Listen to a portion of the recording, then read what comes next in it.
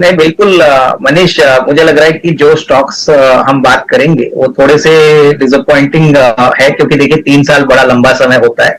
But मैं यही कहूंगा कि देखिए हर शेयर का एक टाइम आता है, तो डेफिनेटली जहां पे ट्रिगर है, जहां पे कंपनी की परफॉर्मेंस आगे इंप्रूव हो जाएगी, उसके आधार पे मुझे लगता है कि कई शेयर ऐसे हैं जहां पे आपको थोड़ा बहुत रिस्क रिवॉर्ड आपके फेवर में होगा। तो डेफिनेटली आई थिंक ये थोड़े से नापसंद वाले शेयर है, लेकिन यहाँ पे भी अपॉर्चुनिटी है। तो गिन चुन के मैं समझता हूँ कि यहाँ पे भी अपॉर्चुनिटी रहेगी अगर आपका नजरिया थोड़ा सा मीडियम लॉन्ग टर्म है। पहली बात तो मैं बायोकॉन की बात करूं तो देखिए बायोकॉन एक ऐसे फील्ड में फार्मा मार्केट में काम करता है तो जो थोड़ा सा यूनिक स्पेस है, जो दूसरे फार्मा कंपनी से थोड़ा सा अलग है।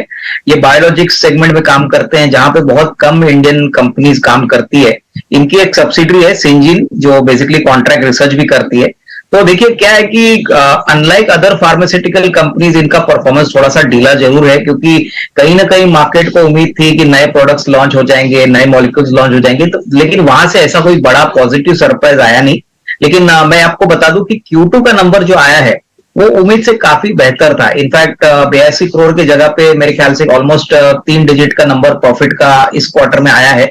और मैनेजमेंट की कमेंट्री थोड़ी बहुत पॉजिटिव है। हालांकि देखिए अभी भी हमको लग रहा है कि शायद और एक क्वार्टर कंपनी अच्छा परफॉर्मेंस दिसंबर के क्वार्टर में दिखाएगी, तो ही थोड़ा बहुत मार्केट को यहाँ पे कॉन्फिडेंस होगा। लेकिन प्राइस काफी अट्रैक्टिव आ चुका है, 230 240 का रेट है यहाँ पे। मैं और एक बात बता दूं कि सिंजिन ने बहुत अच्छा परफॉर्मेंस दिया। सिंजिन जो उनकी सब्सिडरी है, जो कॉन्ट्रैक्ट रिसर्च करती है, करीबन 150 ग्लोबल फार्मा कंपनीज को कॉन्ट्रैक्ट रिसर्च की सर्विसेज देती है, वहां पे नंबर्स बहुत तगड़े हैं।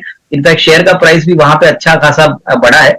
तो वो बेनिफिट बायोकॉन को जरूर मिलेगा। लेकिन वो जो बायोलॉजिक्स का सेगमेंट है वहां पे अभी भी काम चल रहा है। उम्मीद है कि आने वाले साल सवा साल में ये बायोलॉजिक्स के सेगमेंट में बहुत बड़ी अपॉर्चुनिटी आएगी। और बायोसिमिलर जो उनका मेन जो प्रोडक्ट है, वहां पे ऐसी भी बातें हो रही है कि कुछ वैल्यू अनलॉकिंग होगी, क्योंकि ये सब्सिडरी में काम हो रहा है।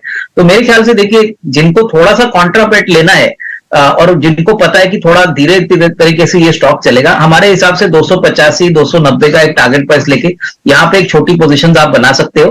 क्योंकि जैसे ही दिसंबर का क्वार्टर अच्छा आता है, मेरे ख्याल से मार्केट्स को थोड़ा सा दिलासा होगा कि कंपनी की अर्निंग्स ग्रोथ वापस शुरू हो चुकी है। हालांकि देखिए ये वेट एंड वॉच वाला भी काउंटर रहेगा, लेकिन अगर किसी को थोड़ा रिस्क एपिटाइट ज्यादा है, इनको डेफिनेटली ये ऐड भी कर सकते हैं। और जिनके पास है वो होल्ड करे। हमारा मानना है कि 280 85 का एक medium term target at least near term में पॉसिबल लग रहा है। देखिए बंधन बैंक जब लिस्ट हुआ था, मुझे याद है बहुत एग्रेसिवली इसकी वैल्यूएशंस बढ़ गई थी, माइक्रो फाइनेंस बहुत फ्लेवर में था। लेकिन उसके बाद काफी ऐसे डेवलपमेंट्स हो गए, जैसे कि आसाम में फ्लड्स हो गए, उसके बाद साइक्लोन हो गया। तो ये बैंक में अनफॉर्चुनेटली नेचुरल इवेंट्स बहुत सारे ऐसे हो गए जिससे इनका धंधा थोड़ा बहुत इफेक्ट हो चुका, फिर कोविड भी हो चुका। तो ये सारे इवेंट्स ने इस बैंक के फाइनेंशियल्स को, बिजनेस को काफी बुरी तरह से इंपैक्ट किया। बहुत समय के बाद अभी अगर हम Q2 की बात करें, Q2 FY24 के नंबर्स की बात करें, तो मैनेजमेंट कमेंट्री पॉजिटिव है, नंबर्स में भी काफी अच्छा इंप्रूवमेंट देखने को मिला है। और माइक्रो फाइनेंस धंधा जो है वो वापस अभी सेटल हो चुका है, क्योंकि कोविड के बाद काफी बड़ी प्रोविजनिंग सारे प्लेयर्स को करनी पड़ी, इवन बंधन बैंक को करनी पड़ी। तो मेरा तो मानना है कि देखिए अभी जिस प्राइस पे ये स्टॉक है, पूरी तरह से नेगेटिव्स ऑलरेडी फैक्टर्ड इन है। माइक्रो फाइनेंस बिजनेस तो इनका चल ही रहा है। इन्होंने HDFC से GIC फाइनेंस का एक कंपनी था जो बेसिकली इन्होंने खरीदी थी हाउसिंग फाइनेंस के लिए।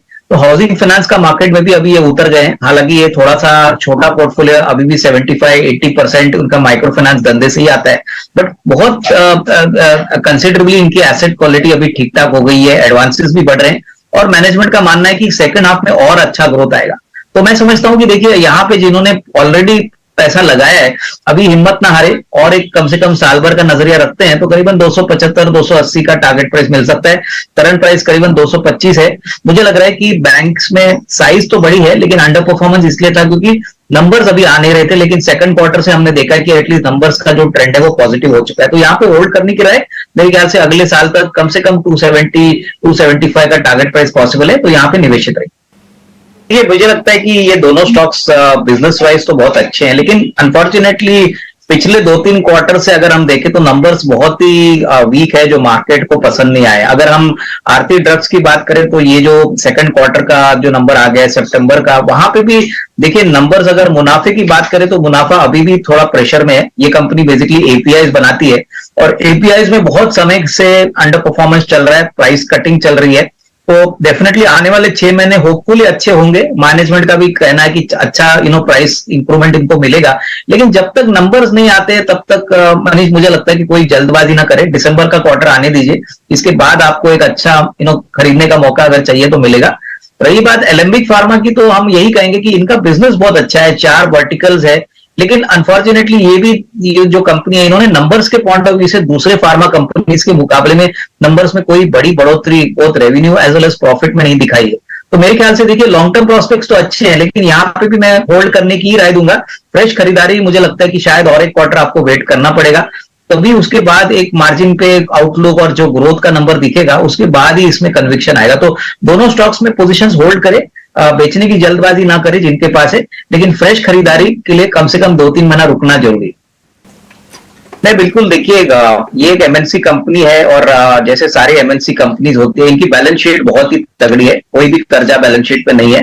काफी अच्छा ब्रांड इनका मार्केट में व्हाइट गुड्स ब्राउन गुड्स में आता है। लेकिन सबसे बड़ी दिक्कत मनीष यही है कि पिछले 2 साल से कंपनी का परफॉर्मेंस, अगर आप दूसरे कंपनीज पीयर कंपैरिजन अगर करते हैं, वोल्टास है या हेवल्स है, तो यहाँ पे हमने देखा है कि कहीं ना कहीं देखिए मार्केट को इनका परफॉर्मेंस बिल्कुल पसंद नहीं आया, मार्जिन को लेके, प्रॉफिटेबिलिटी को लेके। और दूसरी तिमाही के नंबर्स भी जो आए हैं, यहाँ पे हमने क्लियर देखा है कि जो कामकाजी मुनाफा है वो काफी धीमे तरीके से बढ़ा है। अगर आप दूसरे कंपनीज को देखें तो वोल्टास है, उसके बाद हेवल्स है, तो वहां पे हमने देखा है कि नंबर्स उम्मीद से बहुत बेहतर आ गए। तो मेरे ख्याल से देखिए अभी वैल्यूएशंस की बात करें तो मैं देख रहा था कि इस कंपनी की वैल्यूएशंस ऑलमोस्ट 85 से 90 टाइम का पी मल्टीपल ये कंपनी अभी भी एंजॉय करती है, और इसका return on capital, return on equity भी सिंगल डिजिट्स में है। तो देखिए ऐसी कंपनी में फिर ग्रोथ के लिए जगह बहुत कम रहती है। देखिए कोई भी निवेशक जो ऐसे शेयर्स में पैसा लगाता है, वो चाहता है कि ग्रोथ भी आ जाए, रिटर्न रेशियोज भी इंप्रूव हो जाए, तो इसके लिए शायद थोड़ा सा और इंतजार करना पड़े। कंपनी वैसे खराब नहीं है, लॉन्गर टर्म में पैसा बन सकता है, लेकिन अगले 3 से 6 महीने के लिए कोई बड़ा रीरेटिंग ट्रिगर नहीं है, तो यहाँ पे होल्ड करने की राय। फ्रेश खरीदारी मुझे लगता है कि अगर थोड़ा सा स्टॉक और निचले लेवल पे आता है तो खरीदने के मौके हो लेंगे, लेकिन जिनके पास है वो होल्ड करें। नहीं, बिल्कुल देखिए अमरा राजा की बात करें तो मुझे लग रहा है कि जब भी इलेक्ट्रिक व्हीकल्स की गाड़ियां लॉन्च हो गई, तभी लोगों को लगा कि आईसी जो बैटरीज बनाने वाली जो कंपनियां हैं, इनके लिए दिन खराब आ जाएंगे, लेकिन ऐसा नहीं है।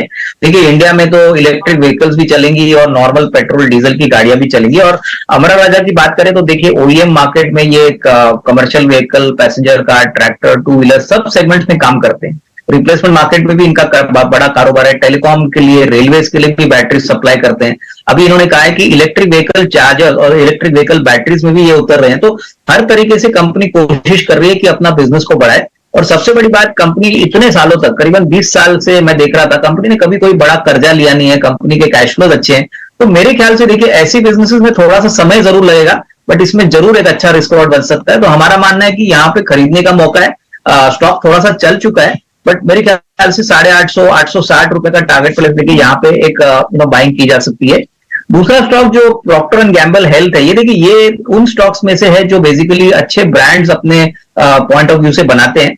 एसेट लाइट मॉडल है। मैं देख रहा था कि कंपनी हर साल करीबन 200-250 करोड़ का कैश फ्लो जनरेट करती है, लेकिन कोई बड़ा इन्वेस्टमेंट नहीं करती। तो इनका एसेट लाइट मॉडल है। तो आने वाले दिनों में होपफुली कंपनी अगर अच्छा डिविडेंड देती है, अगर अच्छा टॉप लाइन प्रॉफिटेबिलिटी मेंटेन करती है, तो यहाँ पे 17 करोड़ की छोटी इक्विटी है, यहाँ पे प्राइस को बढ़ने में कोई दिक्कत नहीं रहेगी। करीबन 5100 का अभी प्राइस चल रहा है।